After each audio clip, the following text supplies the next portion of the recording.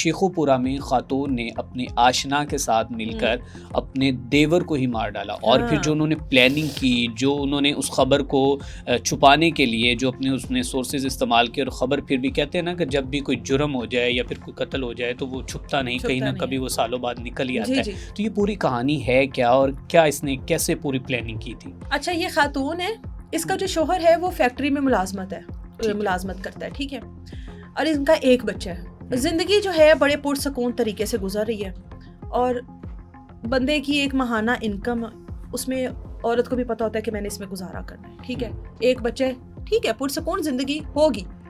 अब शोहर सुबह का गया, शाम को आता है। आपको पता है फैक्ट्री की जो भी इनकी टाइमिंग होती है और जिस तरह से इनकी पिक एंड ड्रॉप होती है, तो वो शाम में हो ही जाती हैं, 7-8 बज ही जाते हैं आते हुए।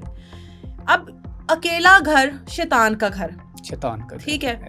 इस खातून को मोहल्ले में एक मजदूर जो है वो पसंद आ जाता है। क्या बात है, शर्म का मुकाम है, बात तो क्या ही है। वही ना, मैं वही कह रहा हूँ कि देखे ना कि एक शौहर जो है वो उसके लिए अपना खून पसीना एक कर रहा है, उसके लिए मेहनत मजदूरी के लिए गया हुआ है, और उसको अपने मोहल्ले में मजदूर के साथ दोस्ती हो जाती है, ठीक है। अब राब्ते कैसे करें, औरत के पास फोन नहीं, मजदूर इसको मोबाइल फोन और सिम लेकर देता है, ठीक है। इसको कहता है तुमने मेरे से इस पे राब्ता करना है, हम बातचीत इस पे किया करेंगे, ठीक है। शुरू हो गई बातचीत, मोबाइल उसने दे दिया, सिम उसने दे दी, शोहर सारा दिन घर पर नहीं है, काम चालू है। अब जब बातचीत शुरू हो गई तो फिर जाहिर है मुलाकातें भी होनी है, फिर प्लानिंग भी होनी है। अभी अपने घर में ही उसको बुला लेती थी और घर में ही मुलाकातों का सिलसिला चलता था। शोहर का पता था कि उसकी क्या टाइमिंग है, वो कभी भी अपने वक्त से पहले तो आया नहीं। अब इसको पता था, एक दिन बदकिस्मती से या खुशकिस्मती से इस औरत की चाल थी, या इस औरत की बदकिस्मती हम कह लें, क्या मामलात थे। इसका जो कजन देवर है, यानी इसके शोहर का कजन, वो इस खातून को पकड़ लेता है रंगे हाथ, ठीक है। किसी काम से इनके घर आता है, आगे आशना के साथ बैठी होती है, वो इसको कहता है कि भाभी ये बात मैं यहीं पर ख़त्म कर दूंगा अगर आप दोबारा ये काम नहीं करेंगी, ठीक है। आपसे गलती हो गई, गुनाह हो गया, लेकिन आप आज ही इसकी तौबा कर लें। मैं भाई को कुछ नहीं बताऊंगा, लेकिन आपने अब दोबारा इस बंदे से बात नहीं करनी, मुलाकात नहीं करनी। अब उसको यही पता है कि मेरी भाभी के पास फोन नहीं है, ठीक है, उसको तो नहीं पता कि इसने छुपा के रखा है। वो कहती है अच्छा ठीक है, तो मेरे शोहर को ना बताना प्लीज, हाथ हूथ जोड़ती है, मिन्नत समाजत करती है, कहती तुमने उसको नहीं बताना, मैं नहीं मिलूंगी। अब उसने जब देख लिया तो मुलाकातों का सिलसिला तो गया रुक, ठीक है। उसको पता था कि ये किसी भी टाइम देख लेगा, पकड़ लेगा और मेरे शोहर को बता देगा, मैं तो फिर मर जाऊंगी, मुझे तो मार देंगे। अब दूसरी तरफ ये उस आदमी से रिक्वेस्ट, इसरार, जिद कि मेरे इस देवर को मार दो। देखो मुझे लगता है मारना तो ना अब कोई मसला ही नहीं रहा, मतलब ये औरतों के लिए भी और मर्दों के लिए भी एक गेम है, एक नॉर्मल सी बात बिल्कुल। और जिस्मानी हवस के लिए इस हद तक अब औरतें गिर रही है ना कि मर्द तो ठीक है, मर्द तो बदनाम है, वो घूरता है, उसकी नजरें ठीक नहीं है, वो ये करता है, वो जिस्म का जो पुजारी होता है, लेकिन एक औरत इस हद तक चली जाती है। बिल्कुल, मतलब मारने को कुछ औरतें तो कहते हैं बड़ी नाजुक, बड़ी सहमी हुई औरत तो बकरे को ज़िबा नहीं देखती। ये पता नहीं कौन सी औरतें, ये कौन से मॉडल्स आ रहे हैं अब कि ये मारने मरने मराने को कुछ समझती नहीं है। कहती है तुम इसको रास्ते से हटाओ। उसने कहा, उसने तुमसे कहा है कि वो नहीं बताएगा, तो हम कंट्रोल करते हैं, हम थोड़ा अवॉइड करते हैं, हमारी बात तो हो रही है, तो हमें थोड़ा गैप लेना चाहिए। कहती है नहीं। अब उसके साथ लड़के उसको मनाती है, कभी प्यार से मनाती है, कभी बात ना करके मनाती है, कभी ब्लॉक करके मनाती है। अब उसके ऊपर प्रेशर आ रही है कि उसको रास्ते से हटाओ। ओके, जाहिर है वो बंदा था, इश्क में मुब्तला तो था ना। इश्क क्या ही होता है, इश्क ऐसा थोड़ी होता है। खैर, उसको कहता है कि ठीक है। अब ये अपने आशना को बुलाती है घर और उसको छुपा देती है। फिर अपने बच्चे के थ्रू अपने उस कजन, जो शोहर का कजन है, उसको बुलाती है बहाने से घर पर, ठीक है, और दोनों मिलकर उसका गला दबा के उसको मार देते हैं, ठीक है। अब जब मार दिया तो अब उसके जिस्म, बेजान जिस्म, लाश का क्या करें हम लोग, ठीक है। अब उसको बोरी में डाल देते हैं बांध कर, ठीक है। बोरी के अंदर पूरी लाश को इन्होंने बांध के डाला। उसके बाद गधा गाड़ी मंगवाई, उस पर ढेर सारा चारा डाला, ठीक है। उसमें उसको रखा, ऊपर और चारा डाला, और करीबी बड़ी नहर जो है उसमें ले जाकर उसको फेंक दिया, ठीक है। हाथ उठ झाड़े, आ गए अपने अपने घर। अब जब वो गायब हुआ तो घर वालों को, रिश्तेदारों, सबको हुआ कि कहाँ गया। सब ने ढूंढना शुरू कर दिया, कभी इधर कभी उधर, रिश्तेदारों से, दोस्तों से, हर जगह से पता किया, उसका नहीं पता लगा।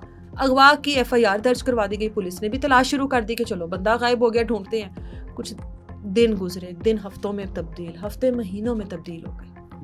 नहीं पता लगा बंदा किधर गया। ठीक है। अब वो नहर में बहता बहता एक दूर गांव में कहीं पर वो मिला और उसको लवारिस करके उसकी तदफीन कर दी। ठीक है, इस गांव तक इन तक खबर ही नहीं आई। सम टाइम होता है कि बहुत दूर निकल जाती है लाश और उसके बाद जहाँ से वो आया कहाँ से आया कुछ पता नहीं लगता और उसकी लवारिस करके तदफीन कर दी जाती है। लेकिन जो करते हैं उनको पता होता है कि कहाँ पर हम लोगों ने लवारिस की। जब केस रिवील होता है उसके बाद बहुत सारी चीज़ें खुलकर आ जाती है सामने। अब उसको ही तो तदफीन होगी और घर यहाँ पर तकरीबन 7 माह का अरसा गुजर गया। ठीक है। ये औरत की मुलाकातें अरूज पर, ना बंदा ना बंदे का डर। ठीक है, जिसने पकड़ा था वो तो किया। अब ये बड़ी रिलैक्स है, उनके दुख में शामिल भी है, रो भी रही है, उनको ये एहसास दिला रही है कि मुझे बहुत दुख है, मुझे बड़ी परेशानी है कि वो नहीं मिल रहा। खैर ये सब कुछ होता रहा। 7 माह बाद जो फैमिली है दोबारा से एहतजाज करती है, अफसरान के आगे पेश होती है, इदारों में जाती है और एहतजाज बाकायदा प्रोटेस्ट करती है कि भाई हम लोगों को इंसाफ दो। 7 माह बाद अफसरान तक जब ये रिश्तेदार वगैरह जाते हैं कि 7 माह गुजर गए, हमारे बच्चे का नहीं पता, हमारे साडा मुंडा नहीं लबन दिया, जो भी जिस तरह की भी इनकी बातें होती हैं, पुलिस दोबारा से एक्टिव होती है, तलाश शुरू करती है। अब जो काम पुलिस को 7 माह पहले करना चाहिए था वो बदकिस्मती से पुलिस ने 7 माह बाद किया। इसका CDR निकलवाया और इसका जो मोबाइल है वो लैब टेस्ट के लिए भेज दिया। ठीक है। अब जब इसका उसका CDR निकलवाया तो उसमें इस खातून की कॉल थी। ठीक है। उसके बाद जब इसका व्हाट्सएप इस आदमी का स्कैन हुआ सारा, उसमें इसने उस खातून को मैसेजेस किए हुए थे। ठीक है। अब अपनी भाभी को इसने ये मैसेजेस किए हुए थे कि भाभी आप बाज आ जाएं, अगर आप बाज ना आई तो मैं भाई को सब कुछ बता दूंगा। ठीक है, कुछ बातें होती हैं घर की दहलीज पर खड़े होकर हो जाती हैं कि भाभी ये काम हम तो नहीं करना। कुछ बातें होती हैं बाद में आप एक दूसरे से कम्युनिकेशन में करते हो ये सब कुछ। अब ये कहता है कि जी इस तरीके से आपने नहीं करनी। अब वो उसको डरा रहा है, धमका रहा है कि ए काम हम तो नहीं करना। भाभी उसके मिन्नत तरला कर रही है कि नहीं मैं नहीं करती। पुलिस ने जाके भाभी को पकड़ लिया। ठीक है। आखिरी यही पुलिस के, और ये काम पुलिस को 7 माह पहले ही कर देना चाहिए था। ठीक है। उसके बाद इस खातून को पकड़ के लाया जाता है। इस खातून की साथ साथ इसके आशना को पकड़ा जाता है। दोनों एक दूसरे पे मुद्दा डाल रहे हैं, मैंने किया उन्हें किया, वो कहती मैंने किया उन्हें किया। दोनों एक दूसरे पे डाल रहे हैं। दोनों को पहले अलग अलग इनकी इन्वेस्टिगेशन हुई, फिर दोनों को आमने सामने बैठाकर इनकी इन्वेस्टिगेशन की। पुलिस ने दोनों को एक्सपोज किया। दोनों माने कि हमने उसको मारा है, दोनों ने कहा हमने उसको बोरी में बांध करके नहर में फेंका। और उसके बाद दोनों जो हैं वो उस टाइम पुलिस की हिरासत में है। उसके बाद तदफीन, कब्र कुशाई, लवारिस, वो एक अलग प्रोसेस होता है पूरा। वो जाहिर है वो फैमिली उसमें भी बड़ी ख्वार होती है। आपको पता है कब्र कुशाई और ये सारे मामलात जो हैं उन्होंने तो नहर में अपनी तरफ से फेंक दिया। अब वो बहता हुआ कहाँ गया कहाँ नहीं गया ये किसी को पता नहीं होता। उसके बाद फिर ये बड़े लंबे चौड़े मामलात होते हैं कि कहाँ पर किसको मिला था, कब की बात है, 7 माह पहले की।